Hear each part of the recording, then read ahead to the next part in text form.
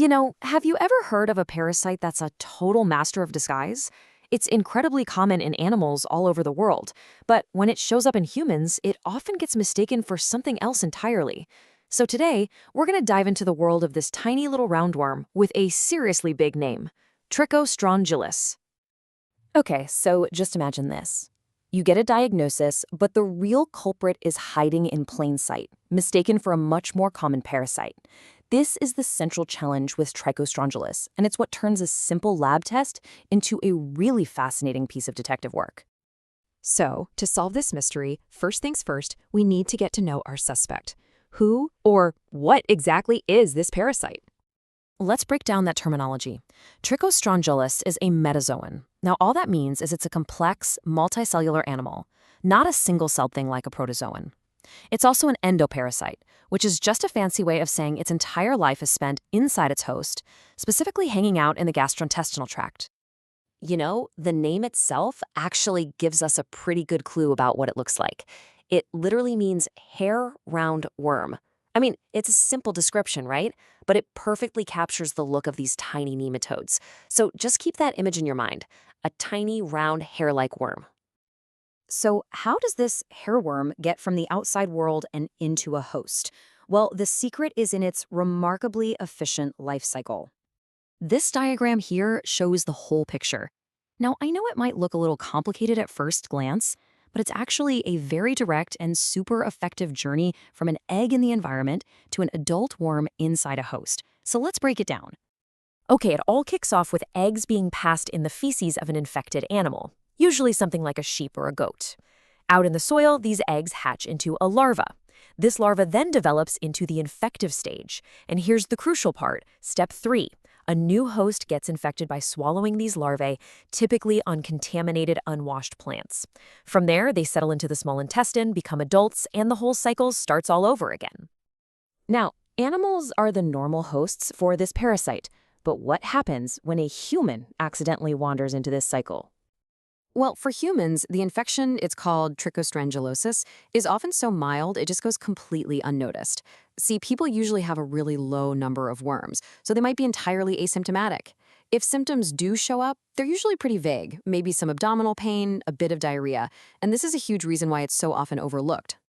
And this brings us right back to our mystery. If the symptoms are so mild or even non-existent, how do we even find this parasite? And, more importantly, how do we correctly identify it? This quote really gets to the heart of the problem. Under a microscope, the eggs of Trichostrongylus look incredibly similar to the eggs of a much more common human parasite, the hookworm. An untrained eye could so easily make the wrong call. So the entire case really hinges on what you can see under the microscope.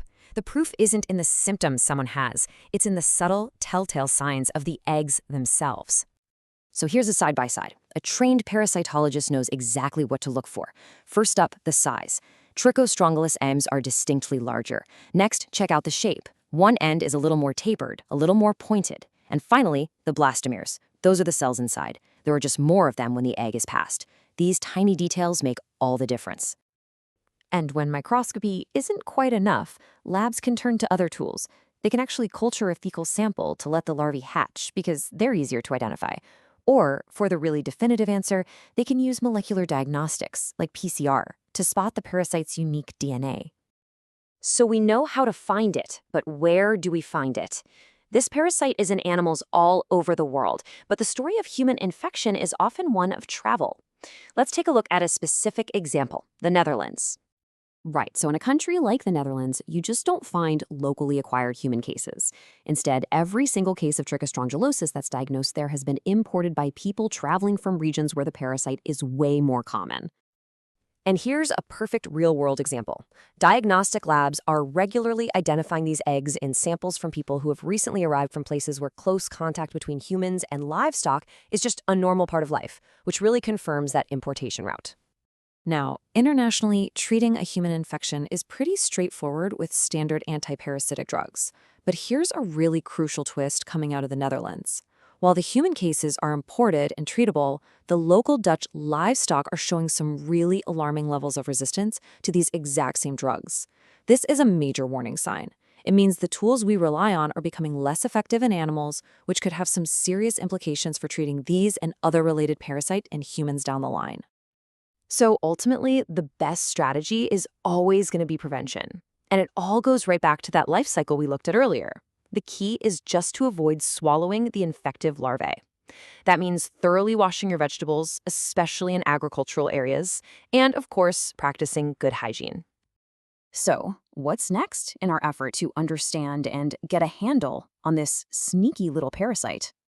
The future of this fight really comes down to two things: better tech and a broader perspective. On the technology front, researchers are developing faster, more accurate molecular tools. And critically, they're adopting what's called a One Health approach, which means recognizing that you just can't separate human health from the health of animals and the environment. And leading institutions are even looking into a potential vaccine.